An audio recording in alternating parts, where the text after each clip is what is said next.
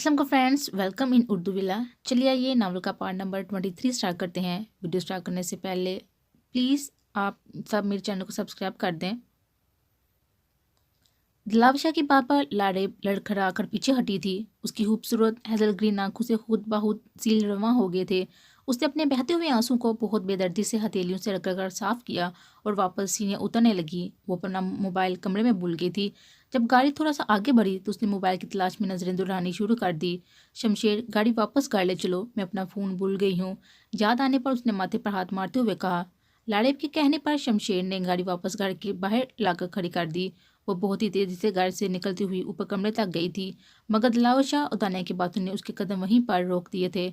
वो जैसे जैसे उसकी बातें सुनती जा रही थी, वैसे वैसे ही उसके चेहरे के जाविये बिगड़ते जा रहे थे। उसे ज़रा भी अंदाज़ा नहीं था कि शॉपिंग पर जाने के बजाय दानिया और दिलावशा यूं वादे करते बैठे होंगे। वो अगर फ़ोन ना बोलती तो शायद उसे पता भी नहीं चल पाता। इसलिए आखिर में वो बर्दाश्त करते हुए भी लड़खड़ा गई थी। वो चुपचाप फ़ोन लिए बगैर ही तेज़ी से दोबारा घर से निकलकर गाड़ी में जाकर बैठ गई। उसके बैठते ही शमशेर ने गाड़ी स्टार्ट कर दी। लाड़ेब गाड़ी में बैठकर मुंह पर हाथ रखे फुट फुट कर रोने लगी। दानिया, तुम नीचे चलो, मैं बस अभी आया, दिलावशा ने उसे खुद से अलग करते हुए कहा। वो तेजी से वॉशरूम में घुस गया। दानिया सादतमंद मज्जू की तरह अपने खुशी से बहते आंसू को पूंछते हुए पहले अपने कमरे में जाकर मुंह धोया और फिर अपना हुलिया ठीक करती हुई लॉन में निकल आई। उसकी नज़र अचानक ही झूले पर पड़ी तो वो झूले में बैठकर हल्का हल्का झूलना लेने लगी। आज वो बहुत खुश थी। उसे उसकी मोहब्बत मिलने की उम्मीद जो हो चुकी थी। तलावशाह ने वॉशरूम से निकलकर ठंडी आग भरी। कितना मुश्किल होता है एक मर्द के लिए खुद के आंसू पर काबू पाना। दलावशाह की आंखें जब से एकदम सुरह अंगारा हो रही थी। उसने अदानिया को तो खुश कर दिया था, मगर अपने दिल का क्या करता जो लाड़ेब के नाम पर ही दरकता था। उसे अभी भी लाड़ेब की शक भरी नज़रें अपने आस पास नजर आ रही थी। थोड़ी देर खुद को रिलैक्स करने के बाद वो अपनी तैयारी को देखता हुआ शॉपिंग पर जाने के लिए बिल्कुल तैयार खड़ा था। उसने अपनी कार शाह पैलेस में दाखिल की तो शमशेर दौड़ता हुआ उस तक पहुंचा। दलावर सर घर पर हैं क्या? शमशेर को देखते ही उसने कार से नीचे उतरते हुए पूछा। जी साहब, घर पर ही हैं। शमशेर ने अदब से जवाब दिया और वापस गेट पर बने कैबिन में जाकर बैठ गया। वो धीरे मगर एतमाद से चलता हुआ शाह पैलेस के मेन दरवाजे की तरफ बढ़ने लगा। तभी उसकी नज़र अचानक लॉन में लगे झूले पर गई, जिस पर कोई लड़की बैठी थी। दूर से ही उसका चेहरा बहुत ही दिलकश लग रहा था। उसके कदम शाह पैलेस के मेन दरवाजे की बजाय खुद ब खुद लॉन की तरफ बढ़ने लगे। वो खोया खोया सा लॉन की तरफ चल पड़ा। जब वो तकरीबन झूले के करीब पहुंचा तो उसकी नज़रें झूले पर बैठी लड़की के पाकीज़ा चेहरे पर जैसे जम सी गई। दुपट्टे में लिपटा उसका चेहरा बहुत ही खूबसूरत लग रहा था। वो लड़की आंखें मूंदे हुए जैसे किसी और ही जहां में पहुंची हुई थी। कुछ देर उस परी का जायजा लेने के बाद उसने अपना गला खनकार कर उस अनजान लड़की को मुखातब किया। एक्सक्यूज़ मी मिस रोशनी, उसने दिलकश आवाज़ में उसे पुकारा। दानिया जो आंखें मूंदे बैठी थी अपने करीब किसी अजनबी की आवाज़ पर पट से आंखें खोल बैठी। वो लड़का होंठ उसे ही देख रहा था। दानिया ने अपनी गुन्नी पलकें झुकाई दानिया ने अपनी घनी पलकें झपकाई और फौरन सीधी होती हुई झूले से उतर गई। आप बैठिए प्लीज़ मिस रोशनी, उसने उसे परिपैकर को खड़े होते देखकर बहुत ही प्यार से कहा। मिस रोशनी कौन है और आप कौन है? दानिया ने कंफ्यूज होते हुए अचंभे से पूछा। मैं हूँ और आप मिस रोशनी हैं, उसने दिलकश मुस्कुराहट लबों पर सजाते हुए बहुत ही मासूमियत से कहा।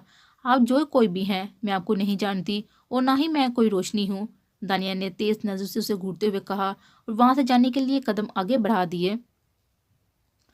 आपका चेहरा इतना पुरनूर और उजला उजला लगा तो मेरे दिल ने आपको रोशनी नाम से पुकारा।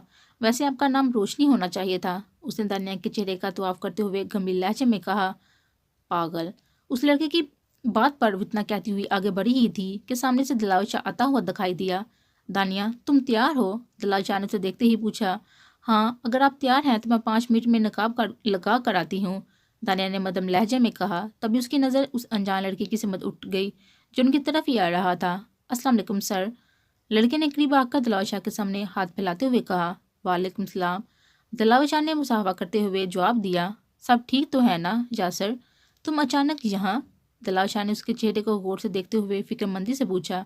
अल्हम्दुलिल्लाह सर, सब ठीक है, बस एक फ़ाइल पर आपसे कुछ डिस्कशन करना था। आप ऑफिस नहीं आए तो मैं खुद ही चला आया। यासर ने अदब से सर झुकाते हुए अपनी बात मुकम्मल की। دانیہ ہم بعد میں شاپنگ کے لیے جائیں گے، جب تک تم اپنے روم میں جا کر آرام کرو۔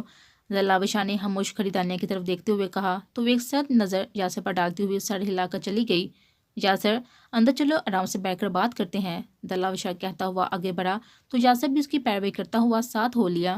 وہ دونوں گیسٹ روم میں بیٹھے ہی تھے کہ بشیر چائے کی ٹرالی لیے اندر داخل ہوا۔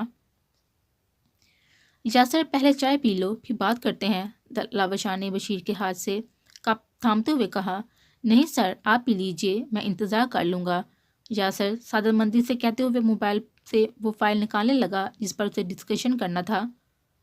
پی لو یار، سامنے آئے رزق کو انکار نہیں کرتے، اس بار دلاوشا نے فرینک ہوتے ہوئے کہا تو یاسر نے بھی چائے کا کپ اٹھا کر لبوں سے لگا لیا۔ یاسر مجھ پر تمہارے بہت سے احسان ہیں یار، تم لاریب کو پسند کرتے تھے اور تمہاری شادی کی تیاری بھی مکمل ہو چکی تھی، مگر صرف اور صرف میری وجہ سے تم گھوڑی نہیں چڑھ پائے، اس کے لیے میں بہت شرمندہ ہوں۔ دلاوشا نے زمین کو گھورتے ہوئے اچانک ہی کہا۔ سر آپ یہ کیا کہہ رہے ہیں؟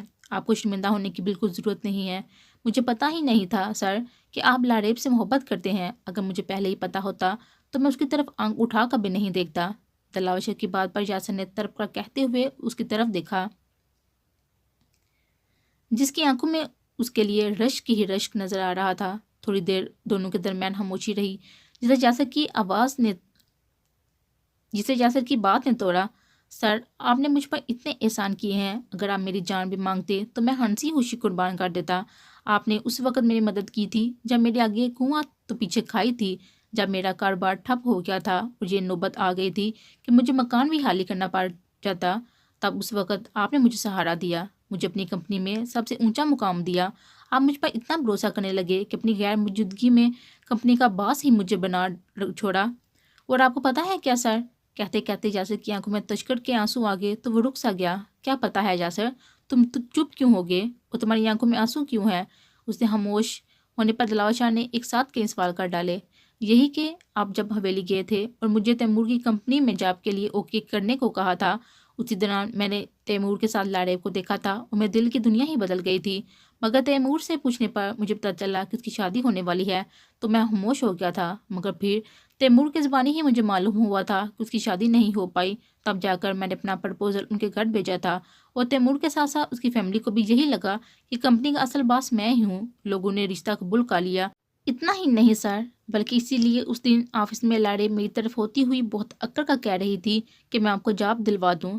سر میں اس کے لیے آپ سے معافی چاہتا ہوں کہ لاریب نے میری وجہ سے آپ سے بہت بدتمیزی کی تھی، مگر سر اس دن میں بہت حیران و پریشان تھا کہ اچانک آپ مجھے اپنا دوست کیوں کہہ رہے تھے، پھر بھی میں نے تب وہی کیا جیسا آپ نے مجھے اشاروں میں کہا۔ تب مجھے یہ بات بہت حیران کر رہی تھی کہ آخر باس نے مجھے کیوں لاریب کے سامنے باس بنا دیا اور خود کو میرا دوست، مگر بعد میں سب کچھ سمجھ گیا کہ آپ نے ایسا کیوں کہا تھا۔ سر آپ کی جگہ کوئی اور مجھ سے شادی کے 2 دن پہلے یہ کہتا کہ لاریب اس کی محبت ہے تو میں لڑ جاتا، مگر وہ آپ تھے سر، اور آپ کے لیے میں ایسی کئی لاریب قربان کر سکتا ہوں، اس لیے میں خاموشی سے پیچھے ہٹ گیا تھا، مگر میری مما نے لاریب کے گھر بہت باتیں سنائی تھی اور میں نے بھی غصے میں آ کر لاریب کو برا بلا کہہ دیا، اس سب کے لیے بھی میں آپ سے معافی چاہتا ہوں سر۔ یاسر نے بہت سوچ کر ٹھہر ٹھہر کر اپنی بات مکمل کی اور آخر میں اپنے ہاتھ اس کے سامنے جوڑ دیے، جسے دلاوشا نے فوراً کھولتے ہوئے کہا، یاسر یہ ہاتھ صرف خدا کے سامنے پھیلانے کے لیے ہیں اور میں بھی ایک انسان ہوں، آئندہ سے کسی کے بھی سامنے یہ ہاتھ مت پھیلانا، اور میں تمہاری فراخ دلی کی دل سے قدر کرتا ہوں اور خدا سے دعا کرتا ہوں کہ تمہاری بھی زندگی میں کوئی پیاری سی لڑکی شامل ہو جائے جو تمہیں ساری خوشیاں دے۔ دلاوشا نے اسے گلے سے لگا کر اس کی پیٹھ تپاتے ہوئے دل سے دعا دی۔ یاسر کی نظروں کے سامنے پل میں اس پری کا چہرہ گھوم گیا، وہ سر جھٹتا ہوا دوبارہ گویا ہوا، سر آپ میری شادی نہ ہونے کا قصوروار خود کو نہ سمجھے، کیونکہ ہر انسان کے دن نکاح کا دن خدا نے مقرر کر رکھا ہے، جب جس کے نکاح کا وقت آ گیا وہ ہو کر ہی رہتا ہے، کسی کے روکنے سے وہ نہیں روک سکتا۔ ہاں یہ الگ بات ہے کہ انسان بہت اجرت کرتا ہے مگر ہوتا وہی ہے جو خدا چاہتا ہے، جیسے لاریب کی شادی راحیل سے ہونے والی تھی مگر اس کے نصیب میں راحیل تھا ہی نہیں، اس کے نصیب میں تو آپ کا ساتھ لکھا تھا، اس لیے دلہن بن کر بھی وہ رخصت نہ ہو سکی، ایسے ہی لاریب میرے نصیب میں نہیں تھی، اب جو بھی میرے نصیب میں ہوگی وہ ایک نہ ایک دن خود میرے سامنے ہوگی۔ سر یہ سب تقدیر کا کھیل ہے، اس میں انسان کا کوئی عمل دخل نہیں، یاسر نے بہت ہی تحمل سے دلاوشا کو سمجھایا۔ چل یار دل چھوٹا مت کر اور یہ معافی وافی چھوڑ، جو ہو گیا سو ہو گیا، آپ کام کی بات کرتے ہیں۔ دلاور شاہ نے اس کے کندھے پر ہاتھ رکھتے ہوئے مسکرا کر بات ہی بدل ڈالی۔ دلاور شاہ کی محبت اور عزت پر یاسر کا دل بھی ہلکا پھلکا ہو گیا، جو اتنے دنوں سے سوچنے کے تانے بانے میں الجھا ہوا تھا۔ وہ ساڑھے ہلاتا ہوا اس فائل کو اوپن کرنے لگا جس کے لیے خاص وہ یہاں آیا تھا۔ 2 گھنٹے بعد یاسر خدا حافظ کہتا ہوا جانے لگا۔ تبھی اس پری پیکر کا چہرہ اچانک ہی نمودار ہوا، جو نظر نیچے کیے ہوئے دلاور شاہ کے پاس کھڑی کچھ پوچھ رہی تھی۔ یاسر نے آہی نظر اس پر ڈالی اور مسکراتا ہوا وہاں سے نکلتا چلا گیا۔ سوری دانیہ، ضروری کام تھا، اب چلو، دلاور شاہ نے اس کی طرف دیکھتے ہوئے کہا۔ ٹھیک ہے، بس 5 منٹ رکیے، میں ذرا نقاب لگا لوں، دانیہ نے مسکراتے ہوئے کہا اور اپنے کمرے کی طرف بڑھ گئی۔ دلاور شاہ ریسٹ واچ پر نظر ڈالتا ہوا بے چینی سے دانیہ کے باہر آنے کا انتظار کر رہا تھا۔ تبھی اس نے لاڑیب کی تلاش میں نظریں یہاں وہاں دوڑائی، مگر وہ اسے کہیں نظر نہیں آ رہی۔ نہ جانے یہ بیوقوف لڑکی کہاں غائب ہو گئی ہے۔ وہ بڑبڑاتے ہوئے اسے کال ملانے لگا۔ بیل پوری جا رہی تھی مگر کال ریسیو نہیں کی جا رہی تھی۔ شٹ! وہ غصے سے کہتا ہوا موبائل جیب میں ڈالنے لگا۔ تبھی دانیہ بھی حجاب لگا کر آ گئی تو وہ سر جھٹکتا ہوا اس کے ساتھ باہر نکلنے لگا۔ اب بھی وہ دونوں گھر میں بیٹھنے ہی جا رہے تھے کہ دلاور شاہ کی پرسنل گاڑی گیٹ سے اندر داخل ہوئی اور لاڑیب دروازہ کھولتی ہوئی باہر نکلی۔ دلاور شاہ کی نظر جیسے ہی لاڑیب پر پڑی تو وہ گاڑی کا دروازہ واپس بند کرتا اس کی طرف چلا آیا۔ لاڑیب، چلو شاپنگ پر چلتے ہیں، دلاور شاہ نے اس کے چہرے پر نظر گاڑتے ہوئے کہا، جس کی حیضہ گرین آنکھیں زیادہ رونے سے سرخ ہو گئی تھی اور پپوٹے بھی سوجے ہوئے نظر آ رہے تھے۔ ستون ناک الگ سرخ ٹماٹر ہو رہی تھی، گورے گورے گالوں پر آنسو کے نشان صاف نظر آ رہے تھے۔ اپنی اس چہیتی کے ساتھ شاپنگ اور ہوٹلی کرتے پھرو، مجھ میں کیا رکھا ہے؟ ویسے بھی تم دونوں جا ہی رہے تھے تو مجھے دیکھ کر ہاں اپنا پروگرام کیوں بدل رہے ہو؟ لاڑیب نے ہونہار نظروں سے گھورتے ہوئے ایک لفظ چبا کر کہا اور جانے کے لیے پلٹی۔ تبھی سرائے سے دلاور شاہ نے اس کی نازک کلائی تھام لی۔ میں اپنا پروگرام کینسل تھوڑی کر رہا ہوں، دانیہ تو جا ہی رہی ہے، تم بھی ساتھ چلو، دلاور شاہ نے اس کی حیضہ گرین آنکھوں میں جھانکتے ہوئے کہا۔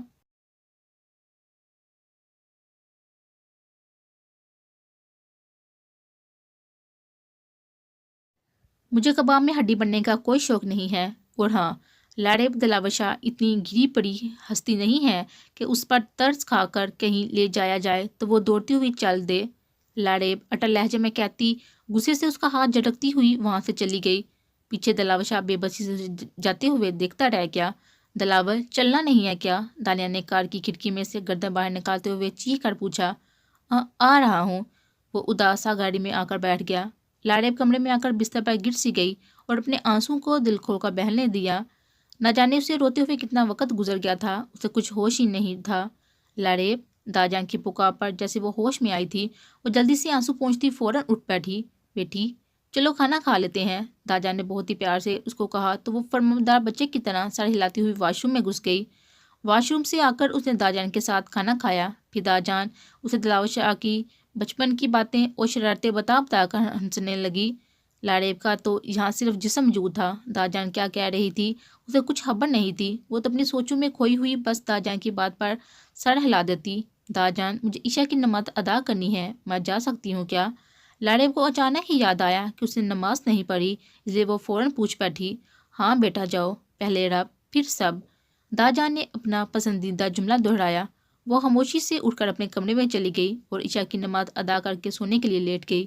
لاڑیب، اس دھوکے باز کے لیے تمہیں اب ایک بھی آنسو نہیں بہانا ہے، بس جتنے دن بچے ہیں خاموشی سے گزار کر اپنا بوڑیا بسترا سمیٹ کر اپنے اصل گھر کو لوٹ جاؤ، اسی میں تمہاری بھلائی ہے۔